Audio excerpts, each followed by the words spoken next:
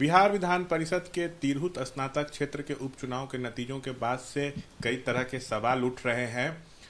देवेश चंद्र ठाकुर यहाँ से जदयू के एमएलसी हुआ करते थे, वो सीतामढ़ी से सांसद बन गए जदयू के। उसके बाद सीट खाली हुई, उपचुनाव हुआ। जदयू से प्रत्याशी बने अभिषेक झा, जो हमारे साथ हैं, एनडीए के प्रत्याशी थे, चौथे नंबर पर रहे हैं, जबकि 6 महीने से लगातार पूरे दमखम के साथ कैंपेन में लगे हुए थे। वहां पर बड़े बड़े नेता भी जा रहे थे एनडीए के इनके प्रचार में। अभिषेक झा जी, आप चौथे नंबर पर रहे, मेहनत आपने की, काफी कैंपेनिंग की, क्यों रिजल्ट आपके पक्ष में नहीं रहा, जबकि ये तो जदयू की सिटिंग सीट थी?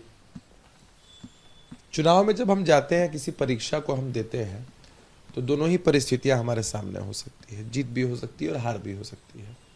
तो सहर्ष स्वीकार करना चाहिए जो जनादेश है उसको। हमने जनादेश को स्वीकार किया है। कमियां रही हैं, निश्चित रूप से कमियां रही हैं, और बहुत तरह की बातें हुई, बहुत तरह की साजिशें हुई, विश्वासघात हुआ। चुनावों में आमतौर पर ऐसा होता है। हम लोग उन चीज़ों को भाप नहीं पाए। हार हुई है, वोट शिफ्ट हुए हैं, पोजीशन हमारा 4th है, लेकिन जो अन्य उम्मीदवार हैं उनसे वोट डिफरेंस बहुत बड़ा नहीं है। हमारे वोट शिफ्ट हुए हैं, इसमें कोई शक नहीं है कि विश्वासघात हुआ है, षड्यंत्र हुआ। हमने तो आभार प्रकट किया, अपने सोशल मीडिया हैंडल पर हमने आभार प्रकट किया है। सबसे पहले अपने नेता के प्रति, अपनी पार्टी गठबंधन के प्रति, कि महज 32 वर्ष की उम्र में बिना किसी पारिवारिक राजनीतिक पृष्ठभूमि के मुझ जैसे कार्यकर्ता को टिकट दिया, चुनाव लड़ाया।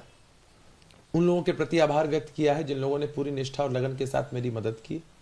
उन लोगों के प्रति भी आभार व्यक्त किया है जिन लोगों ने विश्वासघात किया, षड्यंत्र किया, क्योंकि उनसे भी सीख मिली कि कैसे ऐसी परिस्थितियों से निपटना चाहिए।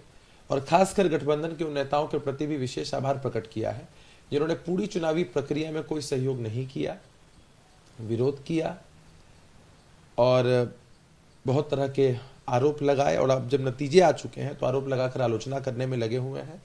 उनका भी हम विशेष आभार प्रकट करते हैं, क्योंकि इन सभी कृत्यों से हमारा जो संकल्प है, हमारा जो हौसला है, वो और दृढ़ हो रहा है, बुलंद हो रहा है। हमने अपने साथियों से आग्रह किया है, जिन भी लोगों ने हमारी मदद की और जिन वोटर्स ने, मतदाता मालिकों ने हमें अपना स्नेह, समर्थन, आशीर्वाद दिया, उन सब से कहा है कि हम चुनाव हारे हैं शशांक जी, हौसला नहीं हारे हैं। आप भीतरघात का आरोप लगा रहे हैं, गठबंधन पे सवाल खड़े कर रहे हैं नेताओं पर।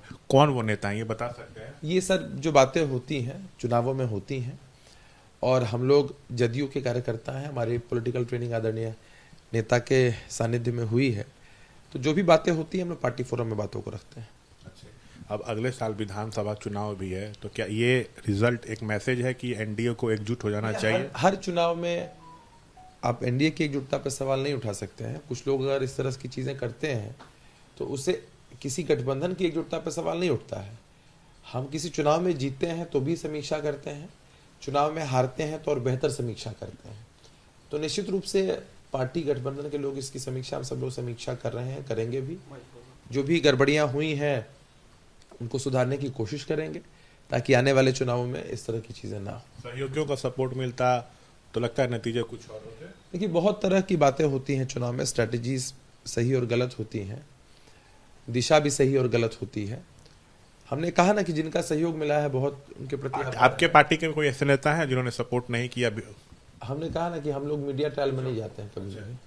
कोई भी बात होती है किसी चुनाव के बाद, जीत हो या हार हो, हम सभी कार्यकर्ता उन बातों को पार्टी फोरम में, गठबंधन के फोरम पर ही रखते हैं। तो देखिए, कहीं ना कहीं एनडीए में ही घमासान छिड़ता हुआ नजर आ रहा है। कैमरा पर्सन विशाल राय के साथ मैं शशांक कुमार, एबीपी न्यूज, पटना।